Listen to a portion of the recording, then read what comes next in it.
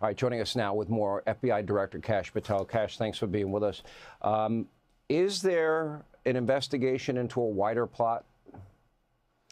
Sean, thanks so much for having me. And because President Trump and the Attorney General have prioritized resources to this all-important investigation, we're dedicating every asset we have to run the reverse daisy chain analysis of anyone that was in contact with a suspect that's currently in custody and anyone he contacted, called, and text messaged and had chats on online social media platforms with. That's the power of the FBI. That's the resources we brought in immediately with our cell phone analytic team to use the cell phone tower data dump system to geolocate specifically where this cell phone was and who had it, and after that, who he was talking to. And Sean, let me tell you a little bit about the information we've collected.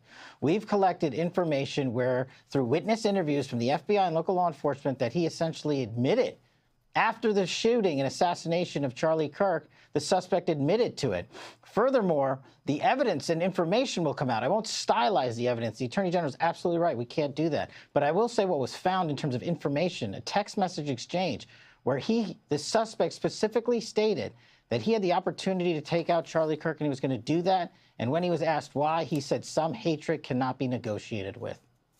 Yeah, you're also running an investigation on what's called the Discord chat room, which has scores of people on it, and text between the suspect and the partner. I assume that those discussions are ongoing?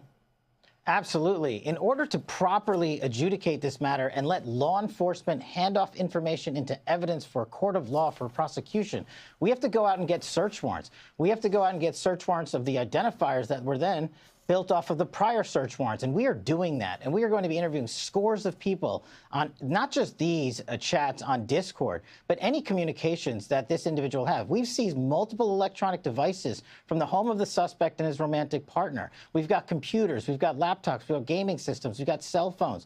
All of that is being triaged by the FBI because that's what we do. And the resources that the Attorney General has dedicated to this mission is allowing us to move at the speed we have. As you said, 33 hours.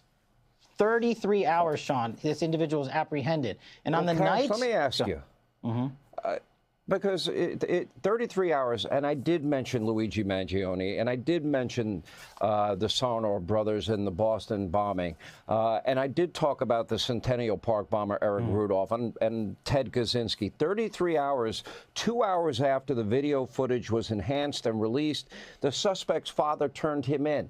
And you got criticized for doing that, and I'm criticized for going out to the crime scene, and I'm having a hard time understanding what people's expectations are.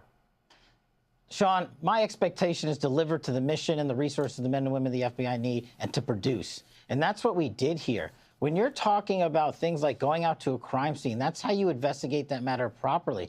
And when you're talking about why did it take 33 hours, well, I made the operational decision to immediately release enhanced videos and photographs of the suspect because the operational call that I made for the FBI said we are about to smoke this guy out, and his family and friends and his internal network is going to assist it.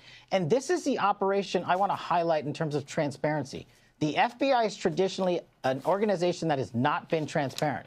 My mission to the American public, as I said in my confirmation hearing, I am going to work with you to make this organization as transparent as possible, including during investigations, so that we restore trust in the FBI and the integrity of the FBI that was jettisoned away by the fools that weaponized it. And when I said that, I meant it, and you saw it in action. And no one should be criticizing anyone but me if they got a problem with it. The men and women of the FBI handled this brilliantly.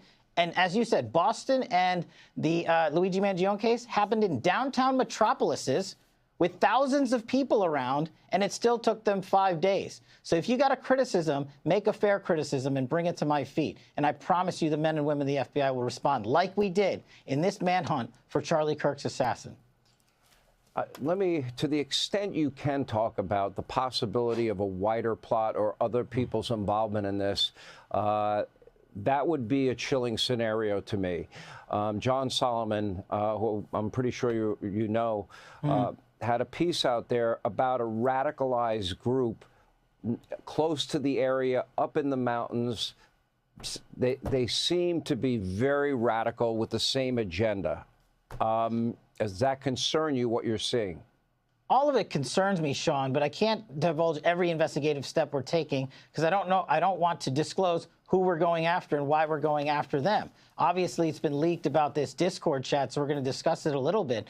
But what the FBI does is identify, catalog, and bring in experts. That's what we were doing, round the clock, flying in people, evidence response teams, hostage rescue teams, special operators on our FBI planes, and transporting evidence back in real time from the crime scene in the West Coast to our labs in Quantico to address the situation of forensics immediately. And you highlighted the screwdriver that was found on top of the roof and the towel in which the firearm was found, the ravine that I walked myself along with the rooftop. I said, we cannot waste a second on this DNA analysis. And we were announced today on Fox that the DNA was a positive match for the suspect in question. That's hard forensics at work. That's your FBI moving at rocket speed to deliver transparency and information about an ongoing investigation, and we felt it appropriate for the American public to know this. Well, you coming on this program, you are being, transparent with the American people. You're updating the American people.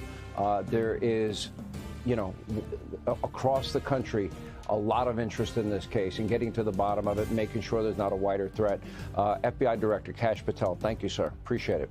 Hey, Sean Hannity here. Hey, click here